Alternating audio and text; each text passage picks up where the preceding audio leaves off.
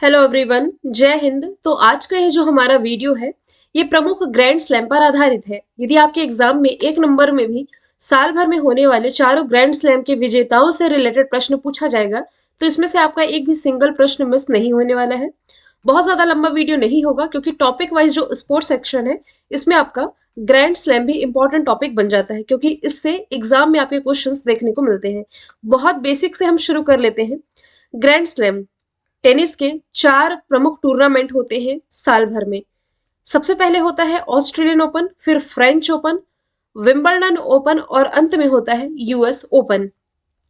Australian open ये जनवरी फरवरी में ये मतलब साल के स्टार्टिंग में ही मनाया जाता है। मनाया क्या, आयोजित होता है। फ्रेंच ओपन मई जून में, विंबलडन जून जुलाई में और लास्ट में सबसे लास्ट में होता है अगस्त सितंबर के महीने में यूएस ओपन। तो इससे रिलेटेड कुछ इंपॉर्टेंट चीज मैं आपको बता देती हूँ। जैसे कि रोलैंड गैरोस के नाम से किस टूर्नामेंट को जाना जाता है, फ्रेंच ओपन, इसे रोलैंड गैरोस के नाम से जाना जाता है। अक्सर एग्जाम में पूछा जाता है कौन सा ग्रैंड स्लैम दुनिया का सबसे पुराना ग्रैंड स्लैम है, तो ये है विंबलडन ओपन। 1870 के आसपास इसकी शुरुआत है जो कि की गई थी। लोकेशन के माध्यम से आप देख सकते हैं कि कौन सा टूर्नामेंट कहाँ आयोजित होता है। सबसे पहले, अच्छा, मैप तो आप लोगों को क्लियर होगा ना कि कौन से महाद्वीप में कौन सा देश है। जैसे कि ये नॉर्थ अमेरिका है, ये साउथ अमेरिका, ये आपका सेंट्रल अमेरिका हो गया। यहाँ से इतना ये आपका पूरा हो गया यूरोप। ये आपका एशिया महाद्वीप हो गया जो कि दुनिया का सबसे बड़ा महाद्वीप है। इसके बाद अफ्रीका हो गया, ये अफ्रीका वाला क्षेत्र है। और ये हो गया ऑस्ट्रेलिया। मतलब ये तो आपको क्लियर हो गया होगा कि भाई अफ्रीका में इसका आयोजन नहीं होता है, साउथ अमेरिका में भी नहीं होता है। नॉर्थ अमेरिका में तो होता है, ऑस्ट्रेलिया में नहीं होता, साउथ अमेरिका में नहीं होता और एशिया में भी नहीं होता है। चलिए लोकेशन के थ्रू हम जानने की कोशिश करते हैं कि सबसे पहले क्या होता है। ऑस्ट्रेलियन ओपन जनवरी फरवरी के महीने में आयोजित किया जाता है। तो ये हो गया आपका ऑस्ट्रेलिया की लोकेशन। ये पूरा ऑसिनेशिया वाला क्षेत्र है ना ऑस्ट्रिया का। ऑस्ट्रेलिया का जो मेलबर्न पार्क है, मेलबर्न में यहाँ इस प्रतियोगिता का आयोजन किया जाता है। अच्छा, मेलबर्न से मुझे कुछ याद आया। आप लोगों को ये तो मालूम है कि दुनिया का सबसे बड़ा क्रिकेट स्टेडियम ये भारत में ही है। कहाँ है, तो अहमदाबाद में नरेंद्र मोदी स्टेडियम के नाम से आप इसे जानते हैं। 1,10,000 लोगों की बैठक क्षमता है। ठीक है। अब दुनिया का दूसरा जो सबसे बड़ा क्रिकेट स्टेडियम है ये मेलबर्न का है ना। मेलबर्न कहाँ है, ऑस्ट्रेलिया में। 90,000 लोगों की बैठक क्षमता के साथ दुनिया का दूसरा सबसे बड़ा। और अब जो दुनिया का तीसरा सबसे बड़ा क्रिकेट स्टेडियम बनने जा रहा है वो भी भारत में ही बनने जा रहा है। राजस्थान की राजधानी जयपुर में 75,000 लोगों की बैठक क्षमता के साथ। ठीक है। तो ऑस्ट्रेलिया में होता है ऑस्ट्रेलियन ओपन। फिर दूसरा कौन सा होता है, फ्रेंच ओपन। फ्रेंच ओपन की लोकेशन आप देख सकते हैं, ये है फ्रांस। फ्रांस की राजधानी पेरिस।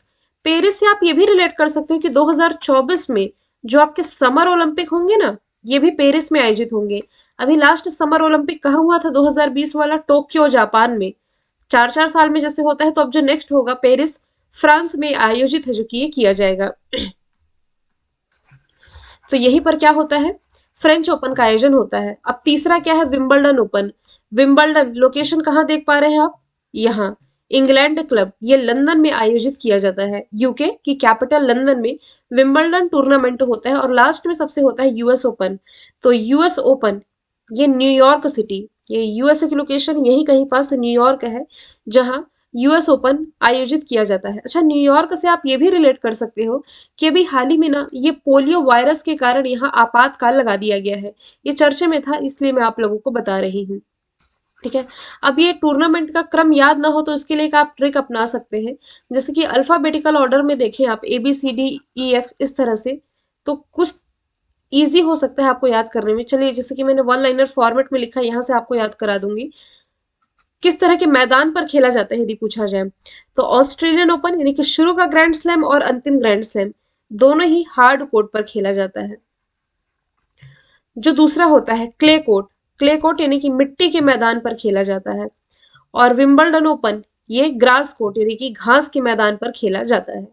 इससे रिलेटेड कुछ फैक्ट मैंने लिख रखे हैं। जैसे कि देखिए, 4 ग्रैंड स्लैम तो है लेकिन ये 5 कैटेगरी में डिवाइडेड है। 5 कैटेगरी कैसे, मतलब कि विजेता किस किस कैटेगरी में होता है, तो 5। पुरुष एकल, महिला एकल, पुरुष युगल, महिला युगल यानी कि men single, women single, men's double, women's double और एक होता है मिक्स डबल, जिसमें कि सबसे ज्यादा जो एग्जाम में पूछा जाता है ना, ये मेंस सिंगल और वुमेन सिंगल से पूछे जाते हैं। हालांकि मैंने पांचों आपको कैटेगरी के विजेता मैं आपको बताऊंगी, लेकिन दो आपको मेनली याद रखने हैं, ठीक है। कुछ वन लाइनर फॉर्मेट में हम चीजें देख लेते हैं जो कि ग्रैंड स्लैम से पूछे जाते हैं, कि साल भर में टेनिस के 4 ग्रैंड स्लैम होते हैं। इसका आप यदि ट्रिक याद करना चाहें कि सीक्वेंस क्या है, तो ABCD यदि आप पढ़ें तो ऑस्ट्रेलियन ओपन, ए से ऑस्ट्रेलिया, ABCDEF, एफ आया फ्रेंच ओपन। अब लास्ट में थोड़ा सा इसे स्वाइप कर दे हम, जैसे कि ABCDEF इतना हुआ, GHIJKLMNOPQRSTU, यू पहले आ गया लेकिन US ओपन तो लास्ट में है, तो USA, TUV, डब्ल्यू से विंबलडन। कुछ इस तरह आप इसे याद रख सकते हैं। लास्ट का बस स्वाइप कर दें, बाकी अल्फाबेटिकल ऑर्डर में ये चीजें चलेंगी। Australian Open, then French Open, then Wimbledon Open और फिर लास्ट में US ओपन होता है। फिर ग्रैंड स्लैम क्या है, तो ग्रैंड स्लैम एक्चुअल में ये टेनिस, गोल्फ और रग्बी जैसे विशेष खेलों में दुनिया के 4 महत्वपूर्ण वार्षिक टूर्नामेंट है, ठीक है। अब ऐसा कौन सा ग्रैंड स्लैम है जिसमें कि व्हाइट यूनिफॉर्म कंपलसरी होती है? विंबलडन ओपन जो कि ग्रास कोर्ट पर खेला जाता है, यहाँ व्हाइट पोशाक ये जरूरी होता है। ग्रैंड स्लैम का उपयोग किस खेल के लिए किया जाता है, तो ये टेनिस इवेंट से जुड़ा हुआ शब्द है। साल भर में 4 ग्रैंड स्लैम होते हैं जिन्हें मेजर भी कहा जाता है। 4 महत्वपूर्ण वार्षिक टेनिस प्रतियोगिताएं हैं।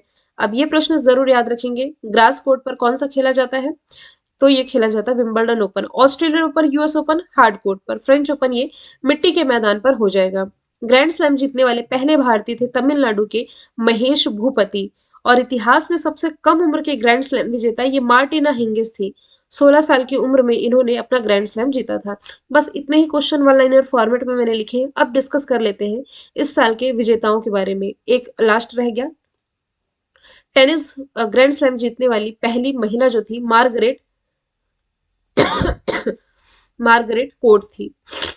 1970 में इन्होंने जीता था। अब देखो इस साल का जो सबसे पहला ग्रैंड स्लैम हुआ, ऑस्ट्रेलियन ओपन हुआ। मैंने पहले ही कह दिया पांचों कैटेगरी तो ठीक है, लेकिन सबसे इंपॉर्टेंट ना मेन सिंगल और वुमेन सिंगल, क्योंकि एग्जाम में यही देखने को मिलते हैं आप लोगों के।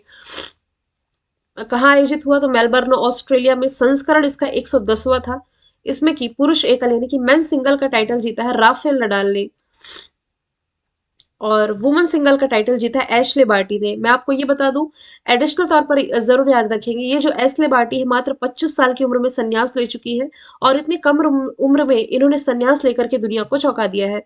तो जो महत्वपूर्ण खिलाड़ी होते हैं ना, इनसे रिलेटेड खेल और कंट्री पूछी जाती है। राफेल नडाल, एशले बार्टी दोनों ही टेनिस से रिलेटेड है। राफेल नडाल बिलोंग करते हैं स्पेन से, जबकि एशले बार्टी बिलोंग करती है ऑस्ट्रेलिया से। अब जो बाकी की 3 कैटेगरी है मैं पढ़ के नहीं बताऊंगी, आपको PDF फॉर्मेट में मिल जाएगा। इसमें कोई भी कैटेगरी चूकेगी नहीं, लेकिन मेरे अकॉर्डिंग जो मुझे लगता है मेन सिंगल और वुमेन सिंगल पढ़ाना, मतलब ताकि आप कंफ्यूज ना हो, इसलिए 2 कैटेगरी मैं आपको यहाँ से बताते हुए चलती हूँ। डिटेल में आपको PDF में सब कुछ मिल जाएगा। अब ये जो फ्रेंच ओपन रहा, ये मई जून के महीने में आयोजित किया गया पेरिस में। संस्करण 126वां रहा। राफेल नडाल, फिर से राफेल नडाल जिन्होंने फ्रेंच ओपन का टाइटल जीता है। ईगा स्विटेक जो कि पोलैंड से बिलोंग करती है, इन्होंने वुमेन सिंगल का टाइटल जीता है, ठीक है। तो खिलाड़ी और इनकी कंट्री, ईगा स्विटेक पोलैंड।